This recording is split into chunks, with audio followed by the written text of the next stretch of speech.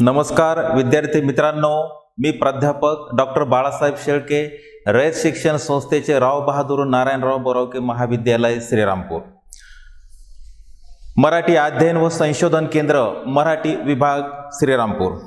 विद्यार्थी मित्रांनो, आपल्या सर्वांचं मी स्वागत करतो। सर्वांना शुभ प्रभात। SYBA स्पेशल मराठी या पेपरमध्ये जो भाग आपल्याला या ठिकाणी पाहायचा आहे तो भाग पाहण्यापूर्वी या पेपरचं जे शीर्षक आहे आधुनिक मराठी साहित्य, प्रकाश वाटा, त्याचे लेखक आहे डॉक्टर प्रकाश आमटे आणि हे मित्रांनो आत्मचरित्र आहे। आता एकंदर या आत्मचरित्रामध्ये प्रकाश आमटे यांचा जो जीवन प्रवास आलेला आहे आणि त्यांनी जे काम केलेलं आहे त्या संदर्भातला हा जीवन प्रवास आहे। गेल्या तासाला आपण प्रकाश आमटे यांनी आदिवासींसाठी जे काही महत्त्वाचं जे काम त्यांनी जे केलेलं आहे त्या संदर्भात आपण चर्चा केली मित्रांनो। तर आज आपण या तासाला प्रकाशने केलेले अनोखे प्रयोग या संदर्भात आपण चर्चा करणार आहोत। मित्रांनो, प्रकाशने हेमलकशाची जबाबदारी स्वीकारल्यानंतर, त्या आदिवासींची ती जबाबदारी आपल्या स्वतःच्या जीवावर घेतल्यानंतर असे कोणते अनोखे प्रयोग केले की ज्यामुळं आदिवासी हा माणूस म्हणून जगायला लागलेला आहे? असे कोणते प्रयोग केलेले आहे? तर प्रकाश आमटे यांनी विविध प्रकारचे प्रयोग केलेले आहे। आपण त्यांच्या एका प्रयोगावर आज आपण लक्ष केंद्रित करणार आहोत। पहा, तर पहिला प्रयोग त्यांनी केलेला आहे शाळा। मित्रांनो, शिक्षण हा ज्ञानाचा तिसरा डोळा आहे हे अनेक समाज सुधारकांनी, अनेक शिक्षण तज्ज्ञांनी सांगितलेलं आहे। शिक्षण हे वाघिणीचं दूध आहे, कारण हे दूध पिल्यानंतर माणूस गुरगुरल्याशिवाय राहणार नाही, इतकी ताकद त्या दुधामध्ये म्हणजे त्या शिक्षणामध्ये असते। म्हणून शिक्षण हे ज्ञानाचा तिसरा डोळा आहे हे अनेक तत्ववेत्यांनी सांगितलं आहे आणि ते खरोखर सत्य आहे मित्रांनो। तर या हेमलकशाची जबाबदारी स्वीकारल्यानंतर प्रकाशच्या लक्षात आलं की या ठिकाणी शाळा सुरू करणं अत्यंत गरजेचं आहे। मित्रांनो, एक गोष्ट लक्षात घ्या,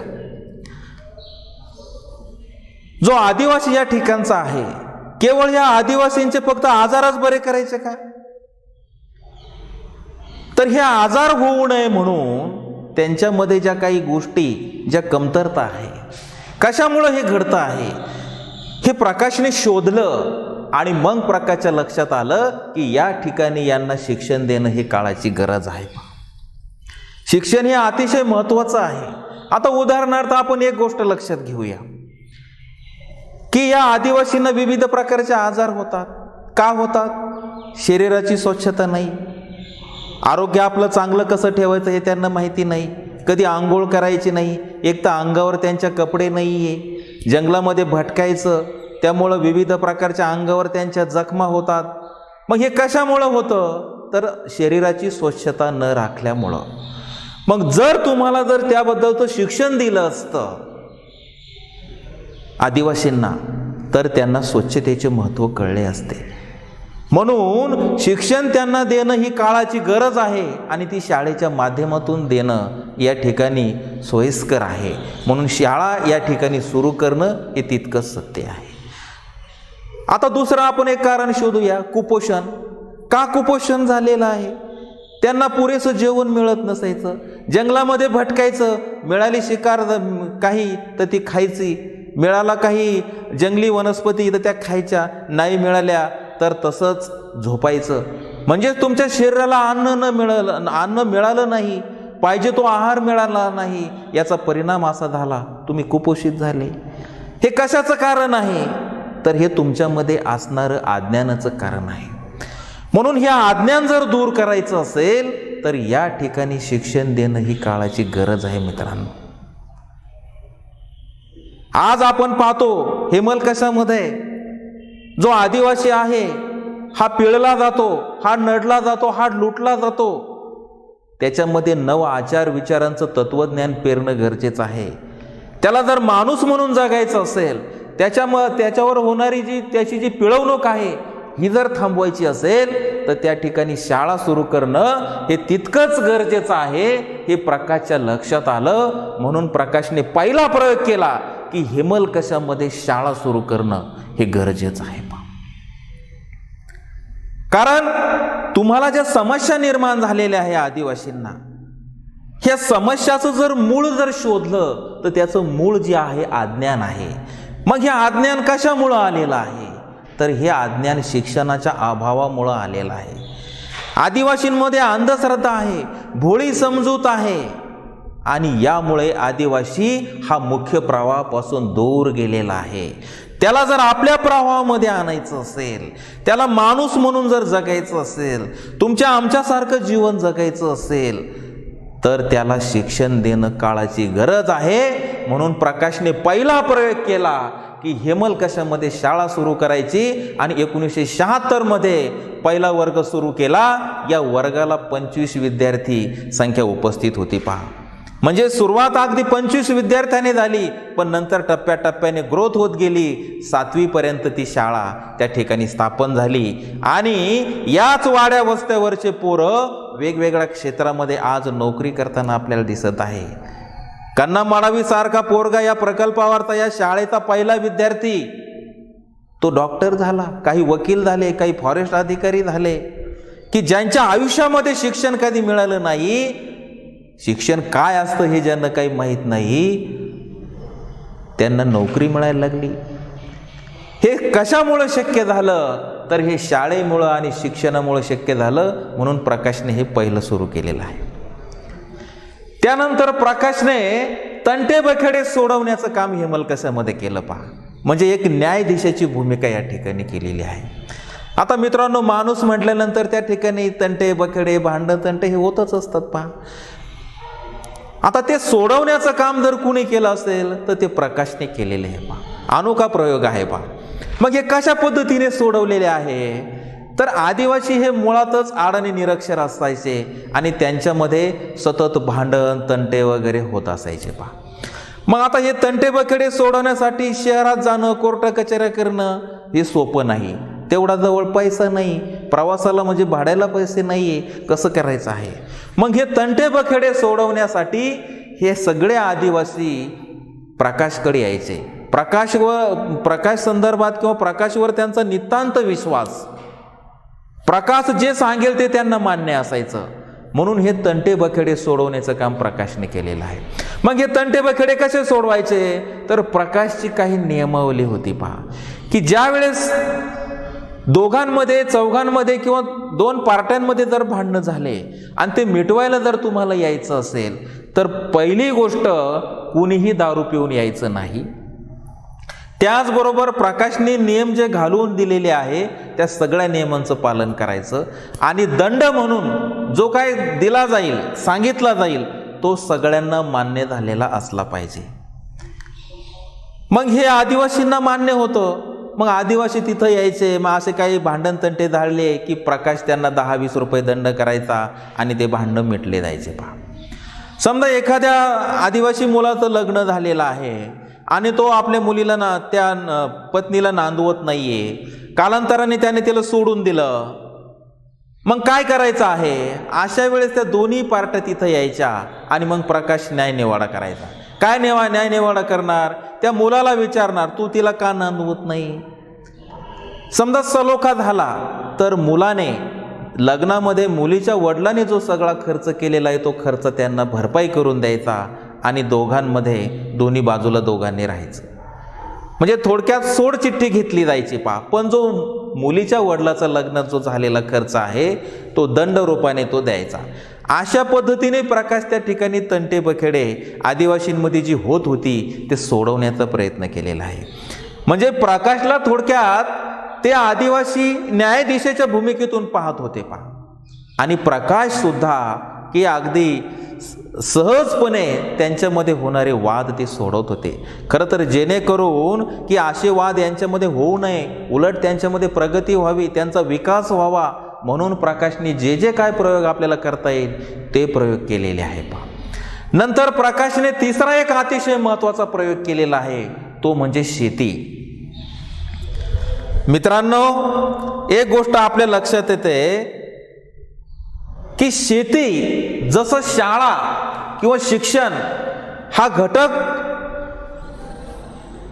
आदिवासींना जेवढा महत्त्वाचा आहे तेवढाच महत्त्वाचा घटक शेती आहे. पहा आता शेतीकडे जाण्यापूर्वी आदिवासी जो होता पहा की या आदिवासींना जंगलातले विविध प्रकारचे प्राणी अन्न म्हणून खाल्ले, कारण ते खाणं त्याला गरजेचं होतं, जीव जगवणं त्याला गरजेचं होतं. मग माकड त्यातून सुटले नाही, वानर त्यातून सुटले नाही, हरण त्यातून सुटले नाही, घोरपड त्यातून सुटली नाही. जे जे जंगलामध्ये प्राणी भेटतील ते प्राणी अन्न म्हणून या आदिवासींनी खाल्ले. त्यांना खाणं गरजेचं होतं, कारण जीवन जगवणं गरजेचं होतं. त्याला नाईलाज होता, कारण खायला काहीच नव्हतं. जीव तर जगवलाच पाहिजे. मित्रांनो, एक गोष्ट लक्षात घ्या, जगातली कोणतीच माणसं वाईट नसतात. जगातली कोणतीच माणसं वाईट नसतात. त्यांना सतवणारी पोटाची भूक ही सगळ्यात वाईट असते. पहा, या भुकेसाठी ते कोणत्याही स्तराला जातात. पहा, काहीही करायला तयार होतात. खून, दरोडे, चोऱ्या हे ते करायला सुरुवात करतात. पहा, का? ईदभर पोटाची जी खळगी आहे ती त्यांना स्वस्त बसू देत नाही.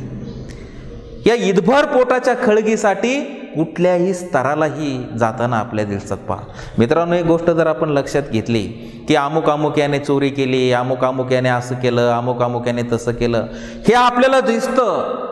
याबद्दल त्याला सजा होती, त्याला जेलमध्ये जावं लागतं. पण मित्रांनो, त्याची दुसरी बाजू जर आपण तपासली तर तो या गोष्टी का करू लागला, त्याला का करावंसं वाटलं, जर आपण याचा शोध घेत जर गेलो तर एक गोष्ट लक्षात येते मित्रांनो, की त्याने फक्त आपलं पोट भरण्यासाठी, आपल्या पोटाची जी आग आहे, भुकीची जी आग आहे, ही आग त्याला स्वस्त बसू देत नव्हती आणि त्यासाठी त्याने हा मार्ग अवलंबलेला आहे. म्हणजे ईदभर पोटाच्या भुकेसाठी कुठल्याही स्तराला आज माणूस आपल्याला जाताना दिसतो आहे. म्हणून जगातली कोणतीच माणसं वाईट नसतात, त्याला सतवणारी पोटाची भूक ही मात्र वाईट असतात. पहा, यासाठी ते आपण तर असं पाहतो काही ठिकाणी देह विकणारी सुद्धा स्त्रिया आपल्याला समाजामध्ये दिसतात. कितीतरी आत्मचरित्रामध्ये, आत्मकथनामध्ये आपण वाचतो. या स्तराला त्या का जातात, देह का विकावा लागतो, कारण घरातली चिलीपिली जगवायची असतात, संसाराचा गाडा ओढायचा असतो, जगायचं असतं, सोर्स सगळा संपलेला असतो आणि शेवटी नाईलाजानं देह विक्रीचा व्यापार सुद्धा करावा लागतो. कारण का, तर भूक ही सतावणारी असते. पहा, शरीराची जी भूक आहे ही सारखी सतावत असते. त्याच पद्धतीने हेमलकशामध्ये असणारा जो आदिवासी आहे, ह्या आदिवासींना सुद्धा जी भूक आहे ही सतावत होती. यासाठी जंगलातले जे जे प्राणी मिळतील ते त्यांनी अन्न म्हणून खाल्ले. त्याला नाईलाज नव्हता. पहा, जीवन जगवणं हे त्यांना गरजेचं होतं. मुंगळ्याची चटणी सुद्धा त्यांनी करून खाल्लेली आहे. जे तुम्ही मुंगळे पाहतो आपण, ती चटणी सुद्धा त्यांनी करून खाल्लेली आहे. पहा, जेवढे प्राणी त्यांनी अन्न म्हणून खाल्ले तेवढेच प्राणी अंधश्रद्धाच्या पोटी बळी म्हणून सुद्धा दिलेले आहे. याचा परिणाम काय झाला की अन्न म्हणून हे प्राणी खाल्ले, त्यामुळे जंगलातले प्राणी संपले. जंगलातले प्राणी संपले म्हटल्यानंतर तुमची जी भूक आहे ती तुमची भूक अधुरी राहिली. तुम्हाला, तुमच्या शरीराला ते अन्न मिळालं नाही. याचा परिणाम असा झाला, तुम्ही कुपोषित झाला.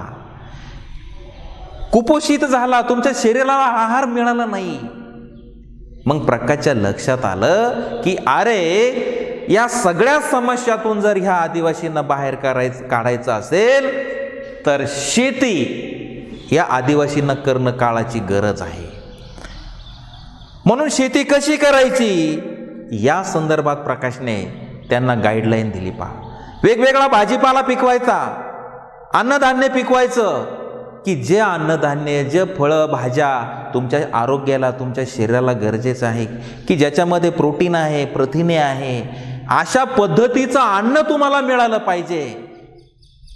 आता प्राणी वगैरे खाणं हे तुम्हाला योग्य नाही, हे प्रकाशने निक्षून सांगितलं आणि त्यानं शेतीकडं वळवलं.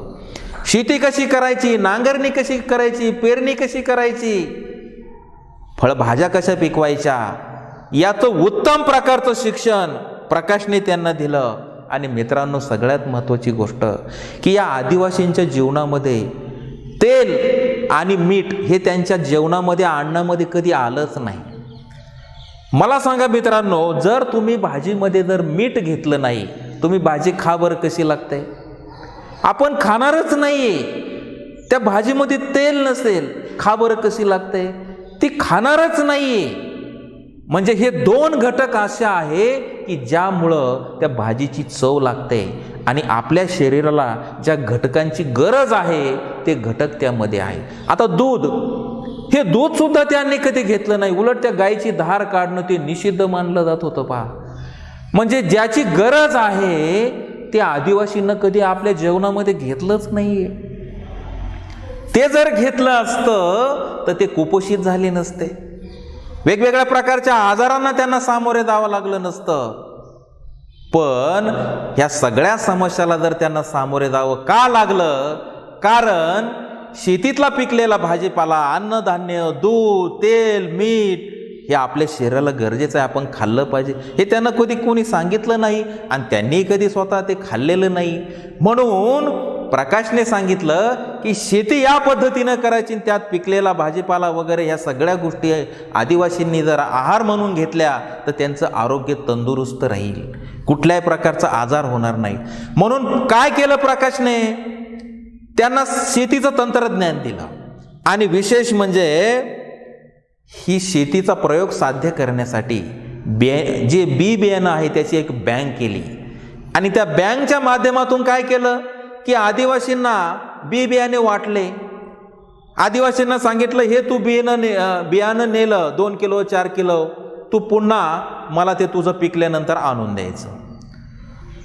मग हे काय केलं, आदिवासींनी नेलं आणि त्या पद्धतीने पिकं घेतली, शेती पिकवली, तर त्यांना पूर्वीपेक्षा जास्त उत्पन्न मिळायला लागलं. पहिली शेती कशी करायची की जे मूठभर असेल ते फेकून द्यायचं, जेवढं त्यातलं उगवल, जेवढं पिकेल तेवढं त्यांना मिळत होतं. त्यामुळं त्यांचं भागत नसायचं, ते पुरत नसायचं ते अन्न.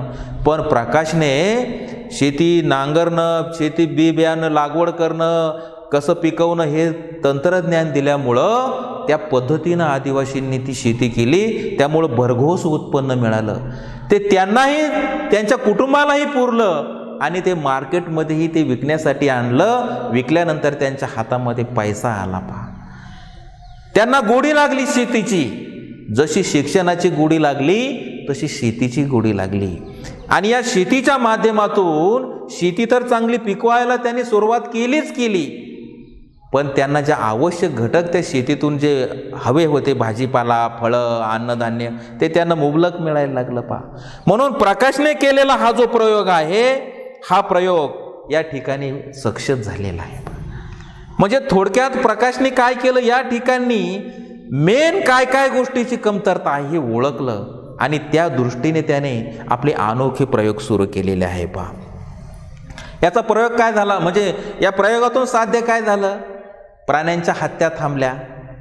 त्यामुळं प्राण्यांची संख्या जंगलामध्ये वाढायला लागली. आणि दुसऱ्या बाजूला काय झालं की जो आदिवासी सतत आजारी पडायचा, जो आदिवासी कुपोषित होत होता, या सगळ्या समस्यापासून तो आदिवासी काय झाला, तंदुरुस्त झाला. त्याचं आरोग्य उत्तम आणि चांगल्या प्रकारचं त्या ठिकाणी निर्माण झालं पहा.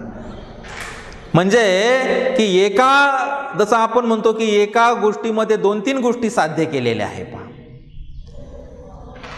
पशुपक्ष्यांची हत्याही थांबली, इकडे शेतीही चांगली प्रकारची पिकली आणि आदिवासींना त्यांचं आरोग्यही चांगल्या पद्धतीने या ठिकाणी टिकवता आलं पहा. म्हणून शेतीचा केलेला प्रयोग हा प्रकाशने या ठिकाणी सक्सेस केलेला आहे. त्याचबरोबर अजून काय अनोखे प्रयोग केले पहा. आता उदाहरणार्थ, खरं तर या हेमलकशामध्ये वाड्या वस्त्यांमध्ये जे आदिवासी राहत होते पहा, त्या ठिकाणी एक सापाचा खेळ करणारा एक व्यक्ती आला. त्याने त्या ठिकाणी सापाचे खेळ केले आणि सापाचे खेळ केल्यानंतर त्या गारुड्याने एका झोपडीत जाऊन एका आदिवासीचे 500 रुपये चोरले आणि त्या आदिवासीच्या लक्षात आलं की याने 500 रुपये चोरले. तशीच तक्रार घेऊन तो आदिवासी प्रकाशकडे आला आणि मग प्रकाशने त्या सापाचे खेळ करणाऱ्याला बोलून घेतलं आणि त्याला सांगितलं की जे झालं ते योग्य नाही आहे, ते पैसे इकडे दे. ते पैसे ताब्यात घेतले आणि त्याला दंड केला. काय दंड केला?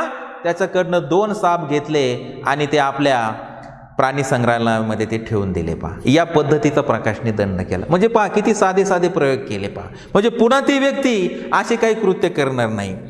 त्यानंतर चौथा एक प्रयोग काय झाला पहा, की एका गावामध्ये एका आदिवासी स्त्रीवर पोलिसांनी बलात्कार केला. पहा खरं तर हे जो शासनाचा जो नोकरदार आहे त्याच्याकडनं ही गोष्ट व्हायला नको होती, पण त्याने ते कृत्य केलं आणि ते कृत्य आदिवासी पोरांच्या लक्षात आलं.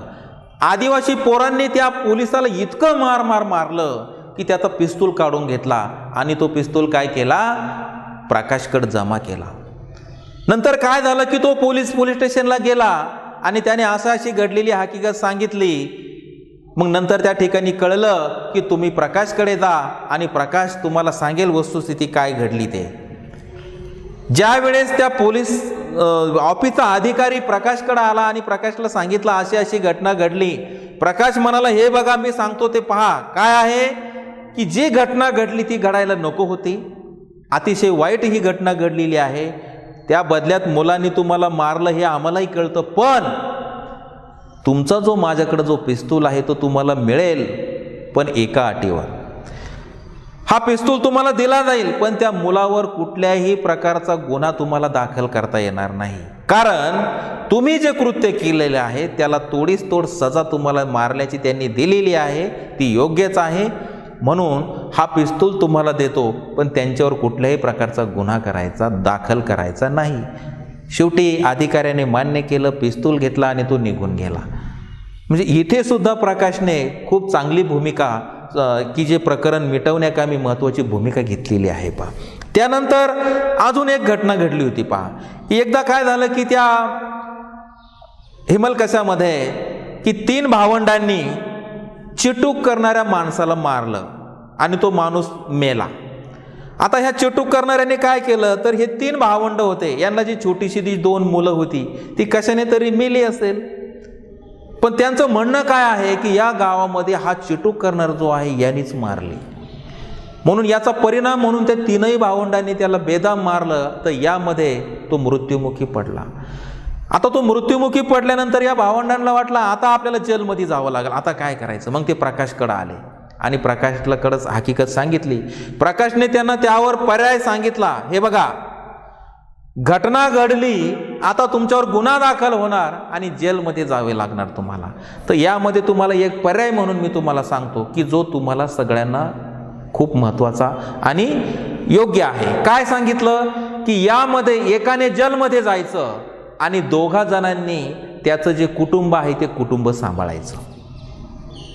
शेवटी तसंच झालं की एकावर गुन्हा दाखल झाला, तो जेलमध्ये गेला, त्यामुळे त्याचं कुटुंब जे उघड्यावर पडलं होतं ते कुटुंब 2 भावंडांनी सांभाळलं, म्हणजे त्याचं कुटुंबही सुरक्षित राहिलं. पहा म्हणजे पहा किती साध्या साध्या गोष्टी की ज्या समजून सांगितल्या, त्यातून वेगवेगळे चांगले मार्ग प्रकाशने या आदिवासींना दिलेले आहे. पहा त्यानंतर दुसरा व्यापारी वर्ग. पहा या व्यापारी वर्गाकडून या आदिवासींची लूट होत होती. पहा फसवणूक होत होती, लुटलं जात होतं. पहा की हे वन अधिकारी जे वेगवेगळ्या प्रकारचे यायचे, व्यापारी यायचे, इथली जंगल तोड करायची, तेंडोपत्ता न्यायचे, हे सगळी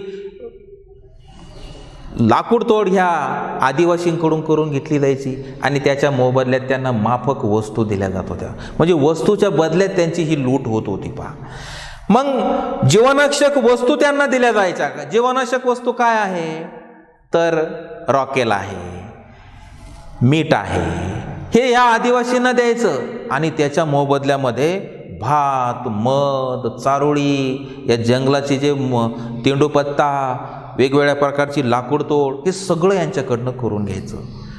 म्हणून हा आदिवासी लुटला जात होता, पिळला जात होता. याची ही पिळवणूक थांबवण्यासाठी प्रकाशने अतिशय महत्त्वाचं या ठिकाणी काम केलेलं आहे. पहा काय काम केलं. जीवनावश्यक वस्तूच हे व्यापारी तुम्हाला देतात ना, त्यामुळे तुमची लूट होती ना आदिवासींची. मग प्रकाशने जीवनावश्यक वस्तू पुरवण्याचं काम या आदिवासींना केलेलं आहे.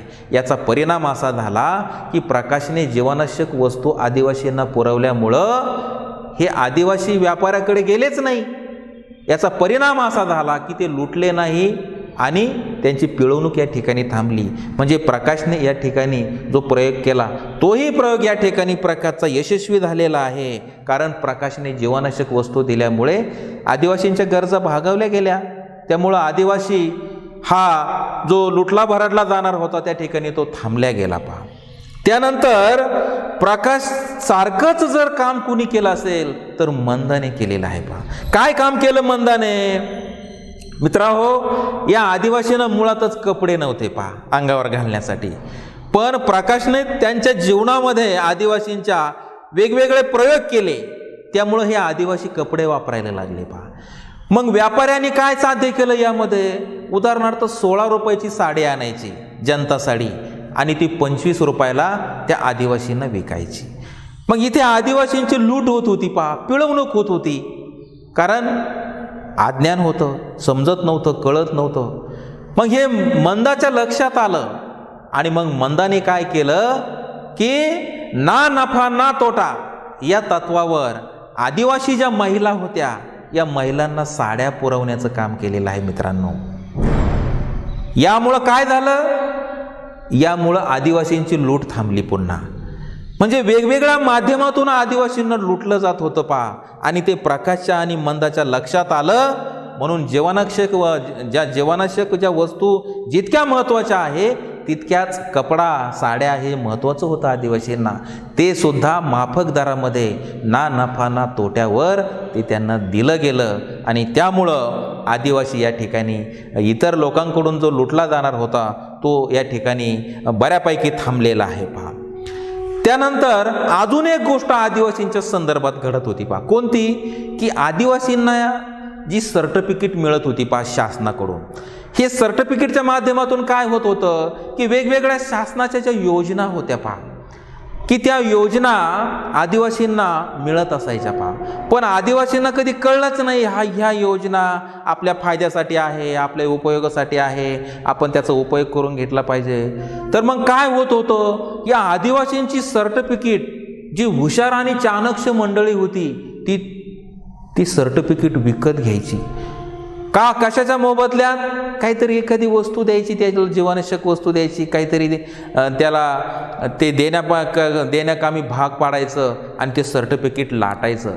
आणि त्याच्या बदल्यात मग तो वेगवेगळ्या शासनाच्या योजना आहे त्या योजनांचा फायदा हे व्यापारी लोक घेत होते. पहा, पण जगनच्या हे लक्षात आलं. जगन हा अतिशय तरुण आणि हुशार असणारा विद्यार्थी. पहा की प्रकाश बरोबर काम करणारा हा विद्यार्थी, या विद्यार्थ्याने काय केलं की ही लूट थांबवली आणि आदिवासींना सांगितलं की अरे तुमचे सर्टिफिकेट हे तुम्ही कुणाला देऊ नका, कारण या सर्टिफिकेटचा उपयोग इतर मंडळी घेत आहे. तुम्हाला जे वेगवेगळ्या ज्या शासनाच्या योजना आहे त्या सगळ्या योजना हे लोक लाटत आहे. म्हणून हे सर्टिफिकेट थांबवण्याकामी जी महत्त्वाची जी भूमिका ही या ठिकाणी जगनने घेतलेली आहे. पहा, म्हणजे मंदा, प्रकाश यांच्याबरोबर जगनचंही या ठिकाणी खूप मोठं योगदान आहे. पहा, म्हणजेच मित्रांनो थोडक्यात काय आहे की आदिवासींच्या कल्याणासाठी जे काय करता येईल ते करण्याचं काम प्रकाशने, मंदाने यांनी केलेलं आहे. तर हे काम आदिवासींच्या जीवनामध्ये नव आचार विचारांचं बीज पेरणारे हे विचार आहे. पहा, हे जर नवा आचार विचार प्रकाशने या वेगवेगळ्या प्रयोगाच्या माध्यमातून जर दिलं नसतं तर अक्षरशः हे आदिवासी जे आहे मित्रांनो, हे आदिवासी, जंगली प्राणी आणि आदिवासी यांच्यामध्ये काहीच फरक राहिला नसता. पहा, म्हणून प्रकाशने जे योगदान दिलेलं आहे हे खरोखरच उल्लेखनीय स्वरूपाचं आहे. मित्रांनो, आजच्या तासाला आपण प्रकाश वाटा या आत्मचरित्रामध्ये जो अतिशय महत्त्वाचा भाग पाहिला होता की प्रकाशने केलेले अनोखे प्रयोग, वेगवेगळे प्रयोग कसे केले आणि ते यशस्वी कसे झाले त्या संदर्भात आता आपण चर्चा केली. यानंतरच्या तासाला आपण जो पुढचा जो भाग आहे की प्रकाशने या आदिवासींसाठी जे अजून काय गरजेचं आहे आणि ते कोणतं काम आहे या संदर्भात जी आपण चर्चा करणार आहोत ती आपण पुढच्या तासाला करूया. तर आता आपण थांबूया. सर्वांना धन्यवाद.